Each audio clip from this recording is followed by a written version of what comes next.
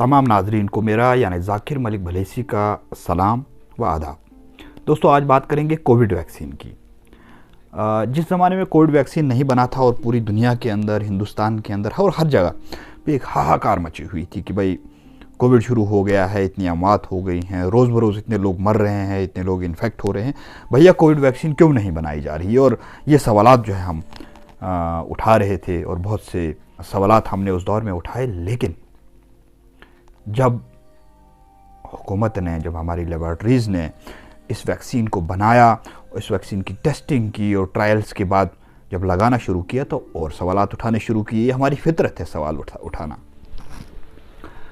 खर्चा जाहिर करने में कोई प्रॉब्लम नहीं है, लेकिन एक अमल में रुकावट बनना प्रॉब्लम है।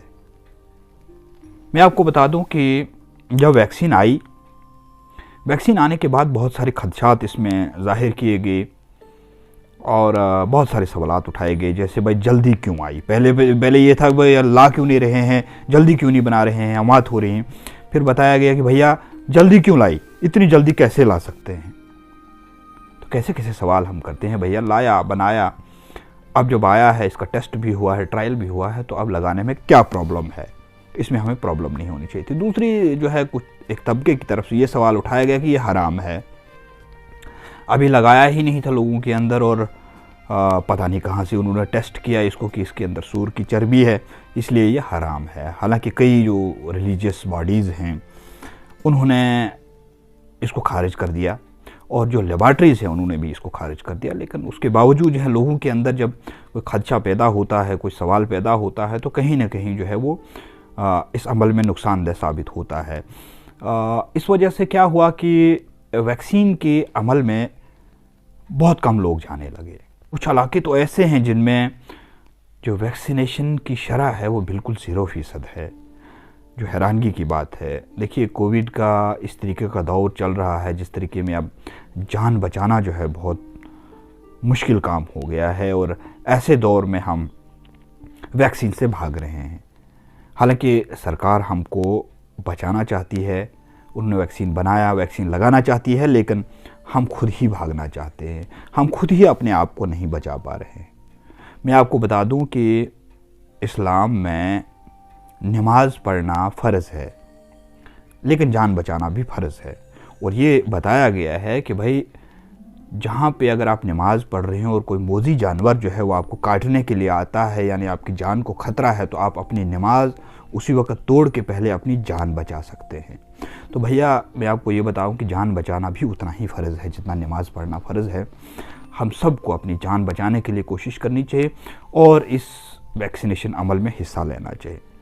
वैक्सीन बुनियादी तौर पर बॉडी के अंदर एक एंटीजेंस पैदा करता है और एंटीजेंस वो चीज़ें होती हैं जो बीमारियों से लड़ने की, जिनके अंदर ताकत होती है, जो हमारे जिस्म में मौजूद रहते हैं, और उन्हीं जो एंटीजेंस है उनको पैदा करता है और हमारी जो इम्यूनिटी है उसको बूस्ट करता है। और यही इस वैक्सीन का भी काम है। ये कोई इलाज नहीं है, बल्कि ये हमारी जिस्म के अंदर इम्यूनिटी बढ़ाता है और वो इम्यूनिटी जो है वो बीमारियों से लड़ने की उनके अंदर एक ताकत पैदा हो जाती है और कहीं ना कहीं जो है वायरस की रोकथाम हो जाती है।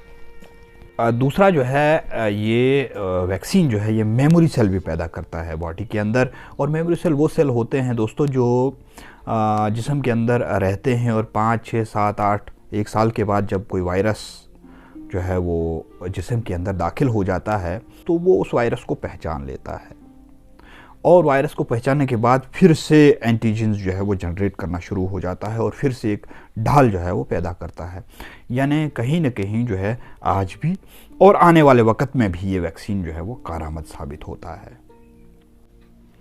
लोग जो हैं कई तरह के सवाल उठाते हैं, कई तरीके के सवाल हैं कि भाई जल्दी क्यों बनाया गया। हालांकि इस पे जो है वो 2002 से काम चल रहा था। जो SARS एक वायरस आया था 2002 में, वो भी इसी फैमिली का था और रिसर्च जो है उसी ज़माने से चल रही थी। हालांकि तेज़ी जो है 2019 में आई और कहीं ना कहीं जो हमारी लेबॉरेटरीज़ हैं, हिंदुस्तान की लेबॉरेटरीज़ हैं, उन्होंने कारआमद काम करके इस वैक्सीन को बना के लोगों तक पहुँचाया है और इसका सक्सेस रेट भी बहुत अच्छा है।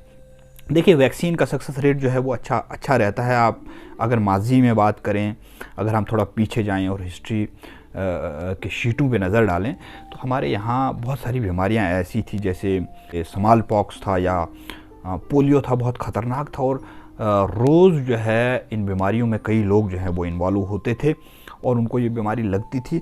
लेकिन जब ये वैक्सीन इनके बनाए गए, पोलियो का वैक्सीन बनाया गया, स्मॉल पॉक्स का वैक्सीन बनाया गया, तो आज आपने उसका रिज़ल्ट आपके सामने है कि हिंदुस्तान जो है लगभग पोलियो फ्री हो चुका है और स्मॉल पॉक्स फ्री हो चुका है। तो कहीं ना कहीं जो है आने वाले वक्त में इन वैक्सीन्स का बहुत फ़ायदा रहता है, लोगों को बहुत फ़ायदा होता है। तो बगैर किसी डर के लोगों को ये वैक्सीन जो है वो लगाना चाहिए। पैदा किए जा रहे हैं कि भाई इसमें सूअर की चर्बी है, तो पहले ही साफ़ कर दिया है जो रिलीजियस बॉडीज़ हैं उन्होंने कि इसमें सूअर की चर्बी मौजूद नहीं है। हिंदुस्तान में 2 ही वैक्सीन जो है वो आई हैं, एक कोवैक्सीन और एक कोविशील्ड। तो दोनों के जो मैन्युफैक्चरर्स हैं उन्होंने ये साफ़ कर दिया है कि इसमें सूअर की चर्बी नहीं है। इस सूरत में हमको इस तरीके के खदशात जो हैं वो इनसे दूर रहना चाहिए। दूसरी मैं आपको एक अहम बात बता देता हूँ कि देखिए, हराम और हलाल में फ़र्क करना बहुत ज़्यादा ज़रूरी है, लेकिन कभी कभी हमारी मजबूरी भी बनती है कि कुछ दवाइयों के अंदर ऐसे इंग्रेडिएंट्स होते हैं जो हराम होते हैं। जैसे मैं आपको मिसाल देता हूँ कि हमारे सर में छोटा सा दर्द हो जाता है और दर्द पे हम क्या खाते हैं, हम पैरास्टामोल खाते हैं। और मैं आपको बता दूं कि जिस भी दवाई के अंदर ओल ग्रुप होता है उसमें अल्कोहल होता है और अल्कोहल जो है वो हराम है। और फिर हमको ये भी कहना चाहिए कि भाई सर की दवाई के लिए हम जो पैरास्टामोल खाते हैं वो भी हराम है, नहीं खाना चाहिए हमें।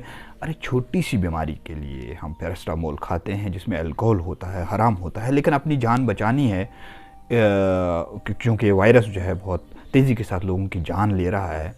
तो ऐसी सूरत में हमको इस तरीके के खदशात जो है पैदा करना, इस तरीके के सवालात उठाना कि ये हराम है या हलाल है, इस तरह के सवाल नहीं उठाने चाहिए। हालांकि ये साफ़ कर दिया है इंटरनेशनल बॉडीज़ ने भी, गवर्नमेंट ने भी, और जिन लेबॉर्ट्रीज ने इसको बनाया है उन्होंने भी ये साफ़ कर दिया है कि इसमें इस तरीके की कोई चीज़ मौजूद नहीं है।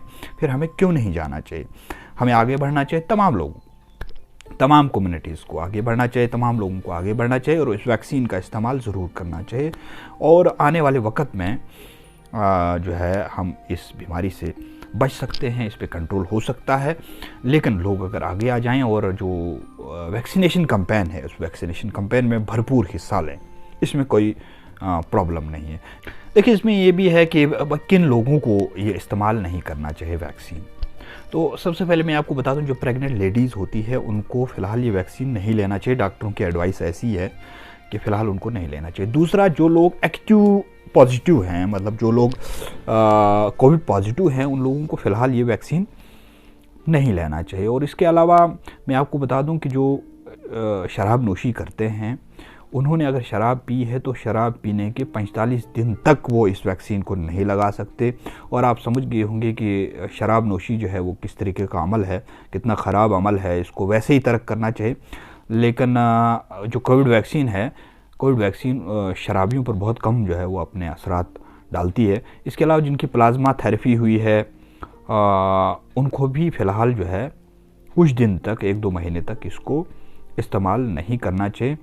और जिनको सीरियस हेल्थ इश्यूज़ होते हैं या सर्जरीज़ हुई होती है उनको भी फ़िलहाल जो है इस वैक्सीन को 1-2 महीने के लिए इस्तेमाल नहीं करना चाहिए। लेकिन इसके अलावा जितने भी 18 साल से ऊपर के लोग हैं, 18 साल से ऊपर के लोगों के लिए जो है इसको एलिजिबल बनाया गया है लोगों को, उनको अब सामने आना चाहिए और इस वैक्सीन का इस्तेमाल करना चाहिए, क्योंकि इसी से हम इंसानियत को बचा सकते हैं और इसी से हम आने वाले जो पीढ़ी है, आने वाली जो जनरेशन है उसको भी बचा सकते हैं। तो तमाम खदशात को परे रख के, तमाम सवालात को एक तरफ रख के, अब हमें आगे आकर इस वैक्सीनेशन कैंपेन में हिस्सा लेना चाहिए और वैक्सीनेशन पे बूथ पे पहुंच के वैक्सीनेशन कराना चाहिए और इसका रिज़ल्ट आपको आने वाले वक्त में ज़रूर मिलेगा।